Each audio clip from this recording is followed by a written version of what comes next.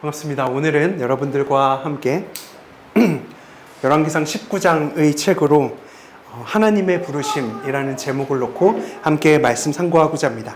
혹시 지난주 말씀 제목 생각나십니까? 하나님의 부르심. 네, 설교자 말고는 다 망각의 은사가 있어서 때로는 설교자들이 편한 것 같습니다. 제가 아까 오전 예배에도 제가 똑같이 물어봤거든요. 그랬더니 당당하게 이야기하더라고요. 근데 망각의 은사가 있고 뭐 이런 거 너무 올드한 표현이라고 하면서 요즘에 그럼 뭐 더 좋은 표현 있냐고 얘기했더니 지금 목사님 뭐라 그랬냐면 까마귀 고기를 먹었다고 얘기를 해야 된다. 예스럽네요. 네, 더 예스럽죠. 네, 그래도 더 웃겨주려고 한 말인 것을 잘 알고 있습니다. 지난주 말씀 저희는 그 사사기 6장의 말씀을 통해서 기드온을 큰 용사라 불러주셨던 그 본문 앞에 저희들이 서봤지요. 오늘도 그 연장선상에서 열왕기상 본문 앞에 저희가 서보면서 엘리사를 부르셨던 그 하나님의 콜링을 저희들이 한번 마주해보고 묵상해보려고 합니다. 인사하겠습니다. 오늘도 하나님이 부르셨습니다. 오늘도 하나님이 부르셨습니다. 아멘. 한 번 더 따라하겠습니다. 부르셔서 왔습니다. 부르셔서 왔습니다. 아멘. 마지막으로 따라할까요? 불러야 옵니다. 불러야 옵니다. 네. 자, 오늘 본문 말씀의 등장인물 총 몇 명일까요? 오늘 저희가 함께 읽은 본문의 주인공 총 몇 명일까요? 2명. 네. 2명 같은 3명일 수 있습니다. 부르고 있는 사람으로서 엘리야라는 사람이 등장하고 있고 부름을 받는 사람으로서 엘리사라는 사람이 나오죠. 하지만 궁극적으로 이 둘을 만나게 하신 주선자로서 계신 하나님을 저희들이 오늘 이야기해야 합니다.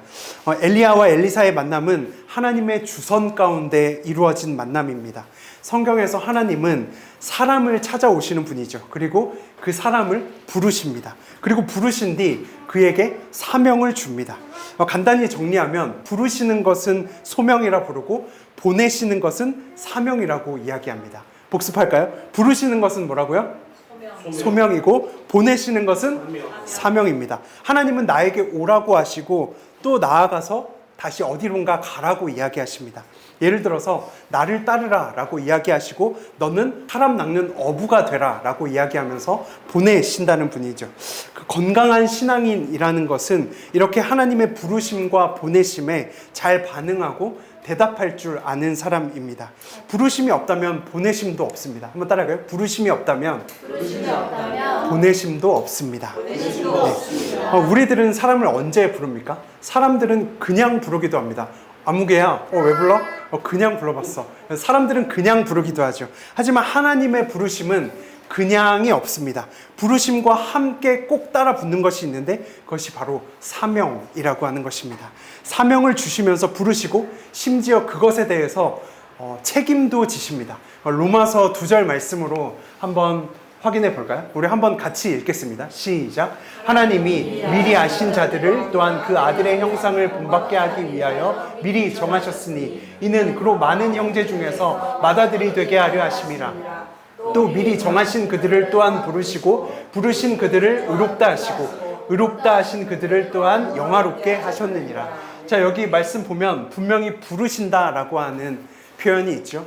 그 밖에도 지금 이 2절 말씀에서 저희들이 눈여겨보아야 할 표현은 5가지입니다. 한번 따라할까요? 미리 아셨다. 미리 정하셨다. 그들을 부르셨다. 의롭게 하셨다. 영화롭게 하신다. 하나님이 사람을 부르실 때 그냥 부르시지 않고 무언가 짜임새 있는 하나님만의 공식이 있습니다. 먼저 부르시기 전에 하나님은 그 부르는 자를 미리 아셨다라고 기록합니다. 그리고 미리 정하십니다. 왜 미리 정하냐면 아들을 본받게 하기 위해서 미리 정하십니다. 이제 그제서야 그 미리 아시고 정하신 그 사람을 부르시는 작업을 시작합니다. 그런데 불렀으면 끝인가? 불렀으면 땡이 아니고 부른 그 부른 사람이 응답했다면 응답한 그 사람에 대한 책임을 지십니다. 어떻게 책임을 지시는가 봤더니 그 사람을 의롭게 하십니다. 불의해도 괜찮습니다. 하나님이 어떤 방법으로든 그 사람을 의롭게 만들어 가십니다. 그리고 그 사람의 인생을 끝내는 영화롭게 판명나도록 그 결론까지 이끄시는 분이 하나님입니다. 그러므로 하나님이 사람을 불렀다라고 하는 것은 그냥 간편하고 단순한 이야기가 아닙니다. 바로 하나님의 이 5가지, 이 깊은 뜻 속에 하나님의 부르심은 진행되는 것입니다. 그러므로 건강한 신앙인이라는 것은 부르심을 잘 들을 줄 알아야 하고, 들었다면 이제 뜻을 정해야 합니다. 하나님이 부르셨으면 바로 해야 할 일은 뜻을 정하는 것입니다. 뜻을 정하고 하나님의 선순환 속으로 들어갈 수 있어야 됩니다. 아까 전에 저희가 드렸던 찬양처럼 세상의 신을 벗기로 결단해야 합니다. 옛사람은 삭제하기로 결단해야 합니다. 오늘 이 신앙의 공식을 제대로 받아들이고 따랐던 사람이 이 본문에 등장하고 있습니다. 바로 엘리사라고 하는 사람입니다. 그래서 우리는 엘리사를 부르신 이 하나님의 사건 앞에 오늘 저희가 함께 서보려고 합니다. 이 말씀을 통해서 하나님의 부르심에 얽혀있는 이 5가지 축복을 우리 모두가 다 발견하고 우리도 그 부르심을 누리며 영화로움에 다다를 수 있는 우리 모두가 되기를 주님의 이름으로 소원합니다. 자, 그럼 첫 번째 메시지인데요. 하나님이 부르심은 부르심인데 누구를 부르시는가에 대한 문제가 나와야겠지요. 이 부르심을 받는 사람들은 다 영화롭게 되고야 마는데 어떤 사람이 부름을 받는가? 결론부터 말씀드립니다. 바로 그것은 성실한 일상 가운데 있는 사람들에게 하나님의 부르심은 찾아갑니다. 하나님의 부르심은 주일에만 부르지도 않고요, 절기에만 부르지도 않습니다. 이렇게 성전에서만 부르시지도 않습니다. 예배 때만 부르시지도 않습니다. 하나님의 부르심은 성실한 일상 그 어디서나 찾아오는 것이 하나님의 부르심입니다.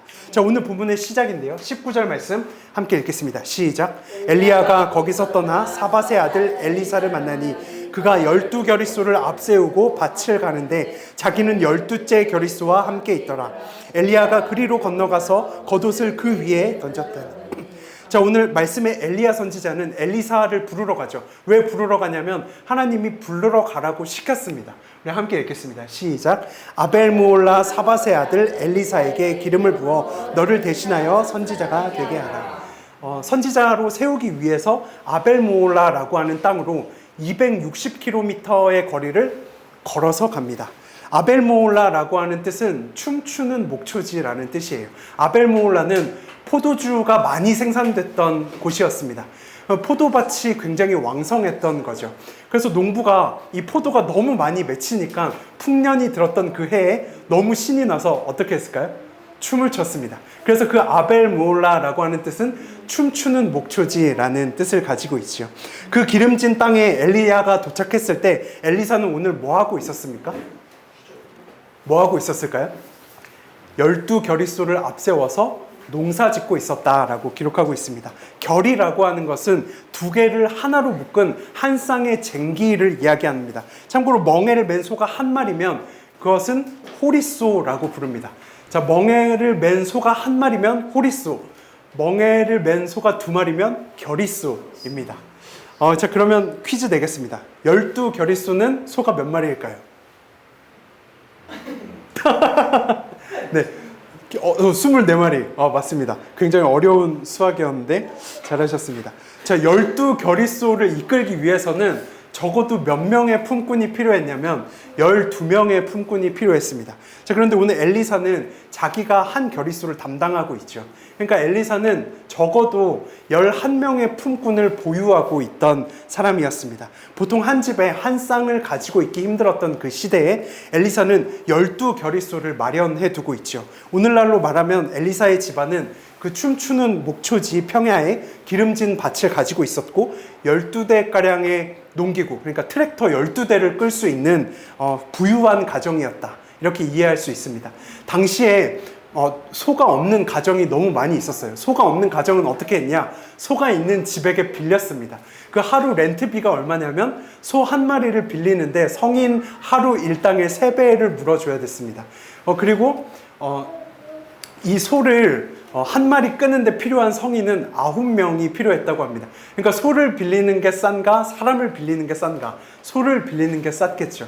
그런데 엘리사는 12대의 트랙터를 가지고 있을 만큼 소위 현대 언어로 표현하자면 렌터카 업체의 사장이라고도 이야기할 수 있습니다. 이런 엘리사, 그의 삶에 맺혀 있는 이 열매를 볼 때 그의 일상이 얼마나 성실하게 살아왔는지를 저희들은 예상해 볼 수 있는 대목인 거죠. 우리 19절 말씀 한 번 더 읽겠습니다. 시작. 엘리야가 거기서 떠나 사밧의 아들 엘리사를 만나니 그가 12겨릿소를 앞세우고 밭을 가는데 자기는 12째 겨릿소와 함께 있더라. 엘리야가 그리로 건너가서 겉옷을 그 위에 엘리사가 그렇게 성실하게 살아가고 있을 때 그의 삶에 어떤 축복이 날아왔는가? 바로 엘리야의 겉옷이 날아오고 있습니다. 하나님의 초대장이 날아오고 있죠. 하나님의 초대장이 날아왔다면 이제 그 사람은 아까 그 로마서 말씀처럼 의롭게 여김을 받고 영화롭게 될 수밖에 없습니다. 겉옷이 날아오면 축복입니다. 한번 따라하겠습니다. 겉옷이 날아오면 축복입니다. 이 겉옷은 지금 추워서 날라온 게 아니고 뭐 벌레가 있어서 날라온 것도 아닙니다. 겉옷은 그 사람의 직무를 나타냅니다. 그러니까 엘리야가 엘리사에게 겉옷을 던졌다라고 하는 것은 이제 나의 지휘가 너의 지휘로 옮겨간다. 너는 이제 하나님의 사람이 되라 라고 하는 하나님의 초청인 것이죠. 근데 이 단조롭고 평범한 일상 가운데에도 하나님의 부르심은 찾아온 것입니다. 미리 아시고 정하시고 부르시며 의롭게 하시고 영화롭게 하시려고 부르시는 것입니다. 예수님은 제자들을 부르셨을 때 어떤 장면이었을까요? 같이 읽을까요? 시작. 바다에 그물 던지는 것을 보시니 이렇게 기록합니다. 자, 그리고 그 밑에 줄도 읽겠습니다. 시작. 그물 깁는 것을 보시고 부르시니. 자, 베드로와 안드레는 그물을 던지고 있었고 야고보와 요한은 그물을 깁고 있었습니다. 놀고 있는 사람이 있나요? 놀고 있는 사람이 없습니다. 그물을 던지든지 깁든지 뭔가 성실하게 자기의 일에 몰두하고 있었지요. 그런 사람들에게 하나님은 제자로 그들을 부르셨습니다. 탱자탱자 놀던 사람이 한 명도 없었다라고 하는 이야기를 지금부터 계속 하려고 합니다. 자, 모세를 부르셨을 때는 어땠냐면 불타는 떨기나무 가운데에서 장인 이드로의 양떼를 치다가 하나님이 부르셨습니다. 하나님이 부르신 그 호렙산은 이 모세가 처음 가본 산이었을까요? 우연히 가본 산이었을까요? 그렇지 않았죠. 모세에게 있어서 이 호렙산 그 골목은 손바닥 보듯 뻔하게 너무나도 잘 알고 있던 그 길이었습니다. 그 길에서 매일같이 치던 장인 이드로의 양떼를 치다가 하나님께서 부르신 것입니다. 다윗을 부를 때는 어땠나요? 양치던 막내 그 다윗도 군말 없이 아버지의 양을 칠 때 인정받지 못하던 그 쭈구리 같은 자리에서 하나님의 부르심이 스물스물 시작된 사건을 저희들이 다 알고 있습니다. 이뿐인가요? 마태는 세금 걷는 자리에서 세관에 앉아서 세금 걷다가 하나님이 초청합니다.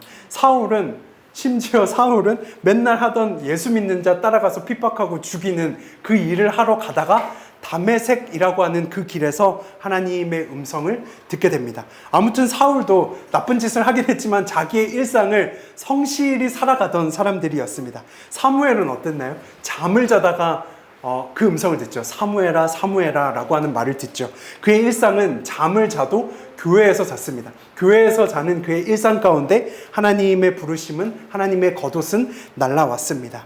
이뿐만 아니라 모든 성전에서, 모든 성경에서 하나님의 부르심을 받았던 사람은 그들의 삶 가운데 일상을 굉장히 성실하게 지켜냈고 그 성실한 그 자들에게 꼭 날아온 것은 하나님의 겉옷이었습니다. 이 겉옷이 날아온 것은 우연이 아닙니다. 미리 아셨고 성화의 과정이 지났고 끝끝내 그 사람은 영화롭게 되고야 맙니다. 여러분들의 일상은 어떠십니까? 이 하나님의 겉옷이 날아올 만큼 여러분들의 일상을 사랑하고 있습니까? 주일뿐 아니라 평일에도 여러분의 자리를 떠나지 않고 그 광야 같은 호렙산에서 양을 치거나 아니면 오늘 본문처럼 엘리사처럼 이 12그릇소를 앞세워서 성실한 일상을 지내고 계십니까? 그렇다면 기대해도 좋습니다. 그 일상이 성실한 자에게 주님의 겉옷은 분명히 날아오기 때문입니다. 우리 옆 사람을 축복하며 이렇게 인사할까요? 겉옷이 날아옵니다. 네. 충청도로 하면 겉옷 날라와요 이렇게 할 수도 있겠죠. 네. 우리 메시지처치 성도님들이 일상의 성실함으로 날아오는 이 주님의 겉옷을 다 받아 누릴 수 있는 축복이 있기를 주님의 이름으로 소원합니다. 자, 그럼 이제 첫 번째 메시지가 일상의 성실함 가운데 부르심으로 찾아오시는 하나님의 겉옷을 확인했다면 이제 조금 다른 국면으로 들어가서 엘리사가 어떻게 결단하고 있는지 저희들은 확인해야 합니다. 우리 20절과 21절 말씀인데요.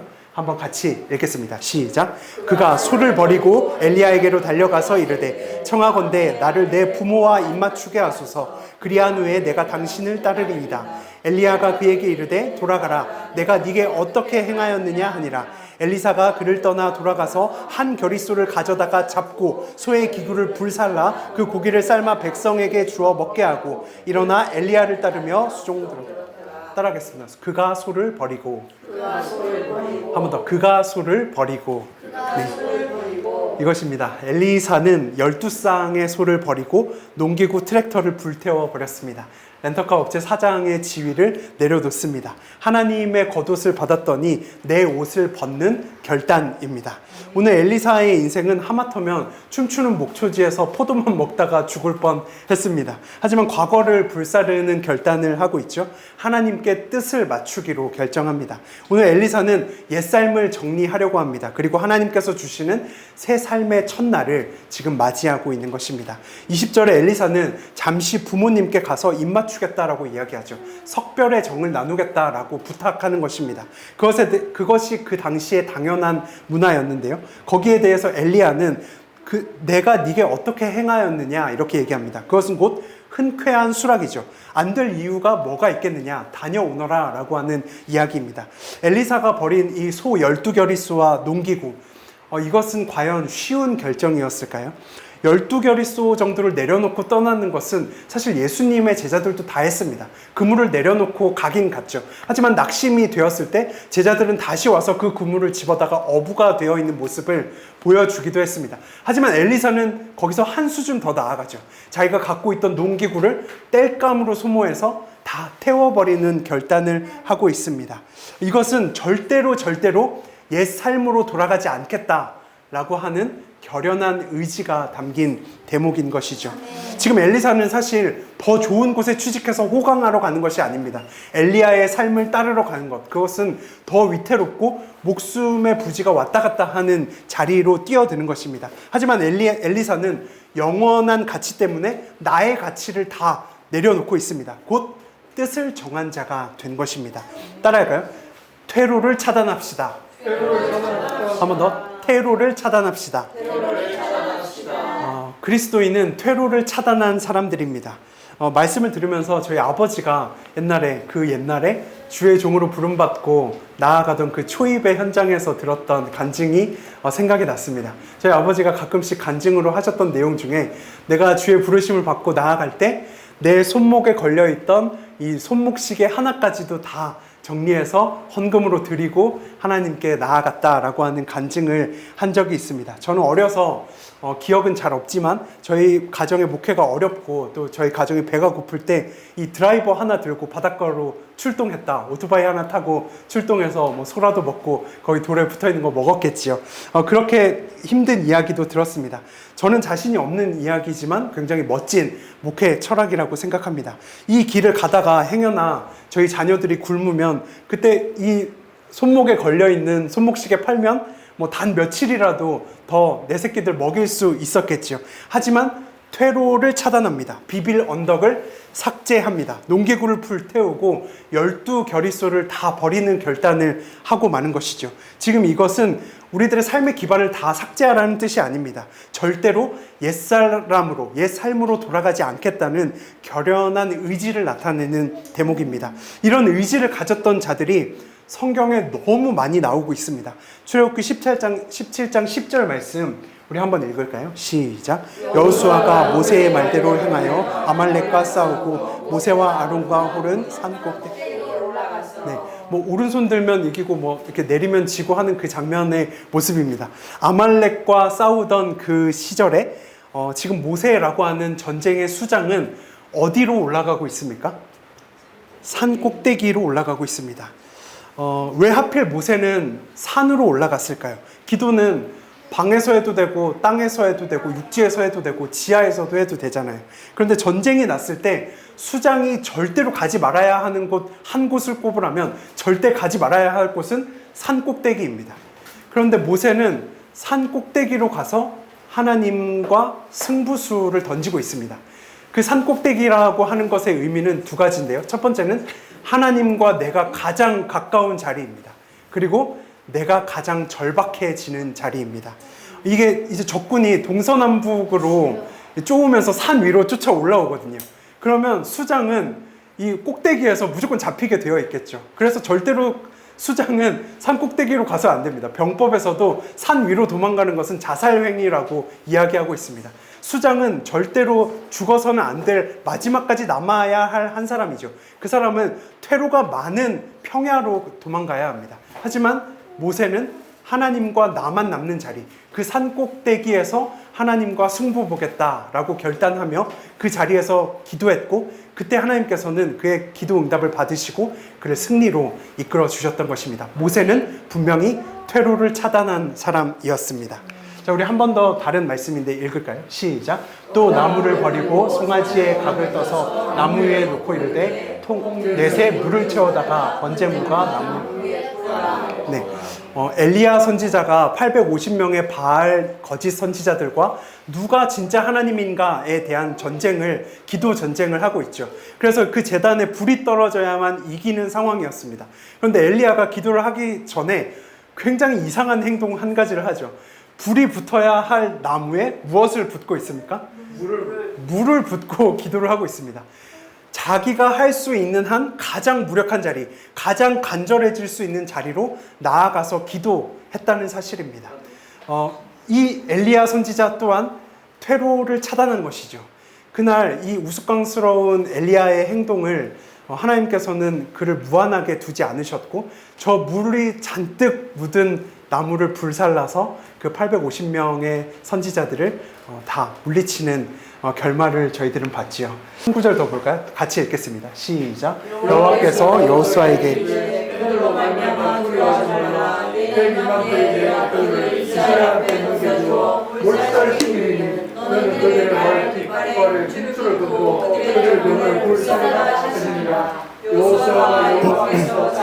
명령하신 대로 행하여 그들의 말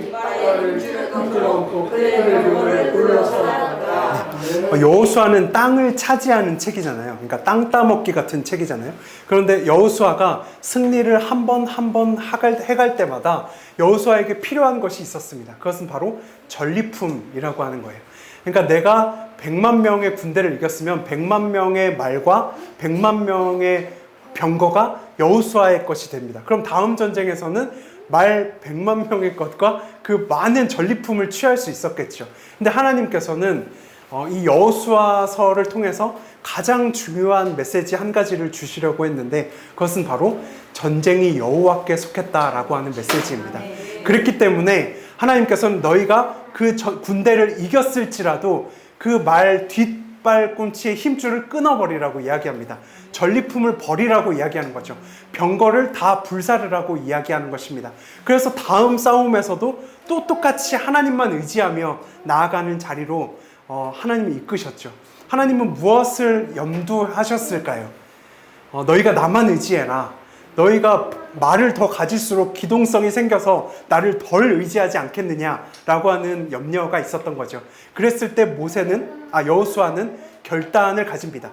자기의 퇴로를 버립니다. 그래서 말 뒤꿈치 힘줄을 잘라버리고 병거를 불사르는 결단을 하고 있는 것이죠. 넓은 길을 포기하고 좁은 길로 가고 있는 것입니다.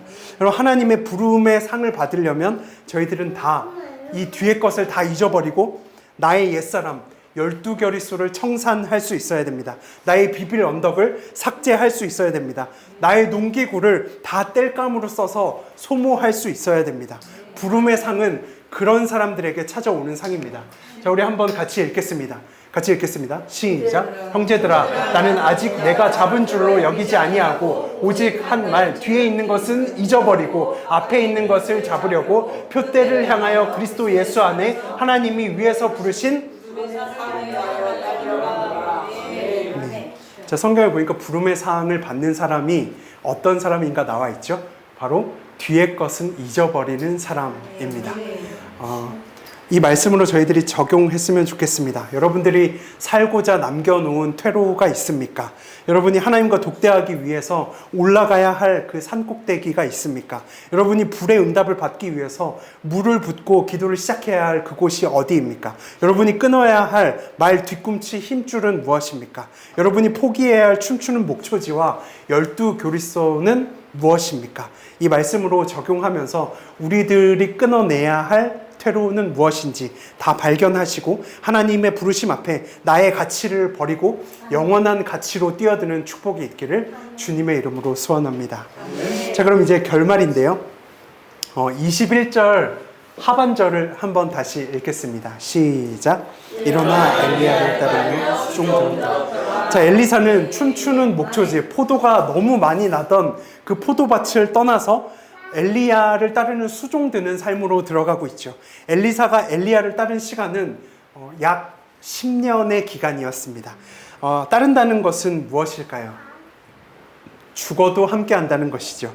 열왕기하에 보면 당시에 엘리야를 따르는 50여 명의 선지생도가 있었습니다. 신학교가 있었고 엘리야를 따르는 신학생이 한 50여 명 정도가 있었죠. 그런데 아무도 엘리야가 거처를 옮길 때 그들을 따라가지는 않았습니다. 잔신부구름이 되어줬고 끝까지 쫓아간 한 사람은 엘리사밖에 없었다라고 하는 사실입니다. 엘리야도 한사코 엘리사에게 따라오지 말라고 그를 떨치려고 애썼습니다. 길갈에서 베델로 갈 때도 너 여기 남으라. 베델에서 여리고로 갈 때도 너는 여기 남으라. 여리고에서 요단으로 갈 때도 엘리사 너는 여기 남으라 라고 요청했습니다. 하지만 엘리사는 한 번도 그 반응에 응답해 주지 않고 여호와의 이름을 맹세하면서 엘리야를 부쫓겠다라고 결연한 의지를 보여주며 따라갔습니다. 저는 오늘 말씀 준비하면서 제일 많이 시간을 들인 게 이 앞부분에 왜 결의소라고 하는 표현이 언급됐을까라는 부분에서 가장 많은 시간을 들였습니다. 유튜브로 보지도 않던 이런 농부 다큐 너무 많이 봤고 이 결의소의 의미가 뭔지 찾아보면서 왜 하나님께서는 이 19절에 결의소를 언급하시면서 엘리사의 부유함을 나타내셨을까? 만약에 엘리사가 부자인 것을 나타내려고 했다면 뭐 그냥 이렇게 할 수도 있었잖아요. 엘리사가 농사를 짓고 있는데 그는 뭐 땅이 많았다더라. 뭐 혹은 그는 성실했던 자였더라. 뭐 이렇게도 할 수 있었을 텐데 하나님은 굳이 19절에 12교리서를 앞세워서 농사일을 짓고 있었다라는 표현을 했습니다. 그런 사람에게 겉옷이 날라왔다라고 이야기했죠. 저는 이것을 묵상하면서 엘리사는 분명히 이 결의소의 함께함의 유익을 너무나도 잘 알고 있었던 직업인이었다. 라는 결론을 묵상으로 하게 되었습니다. 결의소는 한 쌍으로 일할 때 폭발적인 그 역량을 보일 수 있습니다. 아까 한 마리는 호리쏘고 두 마리는 결의소라고 했죠. 그러니까 호리쏘가 일할 때보다 결의소가 일하면 훨씬 더 많은 포도를 맺을 수 있는 것이죠. 그 땅은 훨씬 더 생명력 있는 땅이 되는 것입니다. 엘리사가 지금 부름을 받았을 때 이제 엘리사의 그 결의소를 다 잡아 없애고 결단하는 것이 있습니다. 그것은 뭐냐면 나는 이제 주님과 결의소 되겠다라는 결단입니다. 이제는 저 혼자 있는 엘리야를 혼자 두지 않고 저 엘리야를 호리소로 두지 않고 내가 저분의 결의소가 되어서 주의 일에 동참하겠다라고 하는 결연한 의지이죠. 2017년 우리나라의 마지막 결의소라고 하는 기사에 보면 밭에서 결의소를 부릴 때 농부들에게는 굉장히 특별한 전통적인 규칙 한 가지가 있었습니다. 그것은 뭐냐면 이 결의소가 한 쌍의 소잖아요. 그런데 한 소는 경험이 굉장히 많은 안소를 데려다 놓고 한 소는 경험은 되게 없는데 힘은 되게 센 애로 이 둘을 한 쌍으로 묶습니다. 그래서 얘가 말을 안 들을 거 아니에요. 힘만 세고 말을 안 들으면 이 농부가 누구를 칠까요? 요 경험 많은 안소를 칩니다. 네. 그 소가 원래 되게 똑똑하잖아요. 소가 자기 잡혀가면 막 눈물 흘리는 거 보셨나요? 그러니까 이게 자기 스승이 막 맞으니까 얘가 정신을 차려요. 그래서 더 똑바른 길로 가려고 애를 쓰더라는 겁니다. 그래서 그 밭은 더 생명력 있는 밭이 된 것이죠. 그래서 농부이신 하나님은 오늘 경험 많은 안소 엘리야와 경험은 부족하지만 열심히 있었던 결의소의 중요성을 알고 있던 이 농부 엘리사를 지금 원팀으로 묶고 계십니다. 그리고 엘리사는 엘리야에게 많은 것을 배우고 수종 들며 따르는 제자가 되기로 결단한 것이죠. 여기에서 하나님의 부르심의 목적을 저희들은 알 수 있습니다. 우리도 나의 결의소를 내려놓고 주님과 결의소 되어야 합니다. 한번 따라할까요? 나의 결의소를 내려놓고 주님과 결의소 되어야 합니다. 주님과 그리스도 되어야 합니다. 예수님은 자기와 함께 있는 것을 가장 좋아하셨습니다. 네, 말씀 보겠습니다. 시작. 이에 12를 세우셨으니 이는 자기와 함께하게 하시고 또 보내사 전도도 하며 귀신을 내쫓는 권능도 가지게 하려 하심이라. 자, 예수님이 제자를 부르셨는데 뭘 시키려고 부르셨을까요? 전도도 하고 귀신도 내쫓고 권능도 가지려고 부르셨겠죠. 하지만 순서상 가장 중요한 게 있습니다. 그것은 바로 따라합니다. 자기와 함께 있게 하시고, 네. 함께 있게 하시고 사역보다 더 중요한 것은 예수와 함께 있는 것이었습니다. 예수와 함께 있을 때 전도도 할 수 있고 귀신도 쫓고 그에게 권능도 찾아옵니다. 예수와 함께 있지 않으면 저 뒤에 부차적인 것들은 다 중요하지 않습니다. 제자로 어떻게 판명 날까요? 저희가 다니는 뭐 교회 교인수로 판명 날까요? 아니면 그 소속 교단으로 판명 날까요? 제자가 판명 나는 기준은 그가 예수와 함께 있었는가에 대한 문제로 판명됩니다. 그러면 질문 한 가지 하겠습니다. 예수와 함께 하는 것이 쉬울까요? 사역이 쉬울까요? 사역이 쉽습니다. 맞아. 어떻게 알았죠? 지금 설교문은 그렇지 않은데. 당연히 함께 있는 게 쉽다고 그럴 줄 알고 설교문을 썼는데 수준이 남다르죠. 자, 예수와 함께 있는다는 것은 그분이 받은 그 모든 핍박과 그 모든 곤욕과 그 모든 죽음을 함께 한다는 뜻입니다. 그러니까 전도 이런 건 쉬워요. 귀신 쫓고 이런 건 쉽습니다. 진짜 예수와 함께 하면 자기 목숨이 왔다 갔다 합니다. 베드로에게 그랬죠. 너 그 당시 예수와 함께 있었지? 라고 이야기하면서 그를 잡아 죽일까 말까를 하는 자리가 예수와 함께 있는 자리입니다. 그만큼 전도보다 귀신 쫓는 것보다 권능보다 중요한 것이 예수님 옆에 붙어 있는 것이 더 힘든 사역입니다. 근데 이 제자들도 하룻밤새 3번이나 부인할 만큼 그 자리는 함께 있기는 굉장히 어려웠다라는 사실이죠. 그런데 엘리사는 엄청 성실하게 엘리야를 부추쳤습니다. 얼만큼 성실하게 부추쳤냐면 한번 같이 읽을까요? 읽겠습니다. 시작. 두 사람이 길을 가며 말하더니 불수레와 불말들이 두 사람을 갈라놓고 엘리야가 회오리 바람으로 하늘로 올라가더라. 엘리사가 보고 소리 지르되 내 아버지여 내 아버지여 이스라엘 병거와 그 마병이여 하더니 다시 보이지 아니하는지라. 이에 엘리사가 자기 옷을 잡아 지금 엘리사가 엘리야를 10년 따랐다고 얘기했죠. 그런데 그 10년간 얼마나 열심히 부추쳤는지 그 스승이었던 엘리야의 호칭이 변화하고 있습니다. 스승님 하면서 10년을 따랐지만 엘리야 선지자가 회오리 바람으로 달려 올라가던 그 어느 날 엘리사는 엘리야를 향해 내 아버지여 라고 부르짖고 있는 것이죠. 그만큼의 수준으로 엘리야와 함께 있기를 좋아했고 함께 있는 것의 중요성을 너무나도 잘 알고 그 관계만큼 깊이 따랐던 것 같습니다. 하나님이 주선해 주신 그 만남 속의 부르심에 제대로 응답하고 끝까지 응답한 사람이 바로 엘리사입니다. 우리 일상에서도 하나님의 부르심에 겉옷이 날라온다면 우리는 결단하고 이 집요한 행동으로 부르심의 끝까지 응답하는 축복이 있기를 주님의 이름으로 소원합니다. 하나님을 진짜 내 아버지라고 부를 만큼 긴밀히 따르시기를 주님의 이름으로 소원합니다. 그러면 엘리사는 결국 어떻게 되었을까요? 아까 로마서 2절 말씀 보니까 그 부르신 사람은 영화롭게 된다라고 얘기했는데 과연 엘리사는 그 로마서의 말씀처럼 영화롭게 되었을까요? 굳이 수치를 따지자면 퀴즈 내겠습니다. 예수님 다음으로 기적을 많이 베푼 선지자는 누구일까요? 다 눈치가 있어가지고 이제 알겠죠. 네. 굉장히 어려운 퀴즈였는데 성경에서 예수님 다음으로 기적을 많이 베푼 선지자가 엘리사 선지자였습니다. 그도 곧 하나님의 약속처럼 부르셨으니 영화롭게 되는 결말에 속한 자가 된 것입니다. 자, 오늘 말씀을 정리하겠습니다. 오늘 주선자 하나님께서는 엘리야를 통해서 엘리사를 부르셨습니다. 농부였던 엘리사를 보면 그 일상에서 굉장히 성실했다라는 것을 알 수 있죠. 춤추는 목초지를 버리고 12겨릿소를 다 버리고 하나님께 나아가는 결단을 했습니다. 농계구를 불태우며 퇴로를 차단한 사람이 되었습니다. 한 겨릿소를 잡아서 마을 사람들에게 주고 잔치했고 쌍두마차처럼 이제 주님과만 겨릿소가 되어서 멋진 사역을 해냈습니다. 그리고 끝내 하나님 앞에 영화로운 사역자가 되었습니다. 이 모든 것은 단순한 부르심이 아니고 하나님의 부르심 가운데 있는 하나님의 부르심의 작업의 은혜입니다. 엘리사를 미리 아셨고 엘리사를 정하셨고 엘리사를 부르십니다. 엘리사가 응답했을 때 그를 의롭게 만들어 가시고 그를 영화롭게 하십니다. 우리 모든 메시지 처치 성도님들이 오늘 이 엘리사의 자리에 들어가시기를 주님의 이름으로 축복합니다. 여러분들의 삶에 하나님의 부르심과 음성이 끊임없이 들려지시기를 이 말씀 빌려 주님의 이름으로 축원합니다.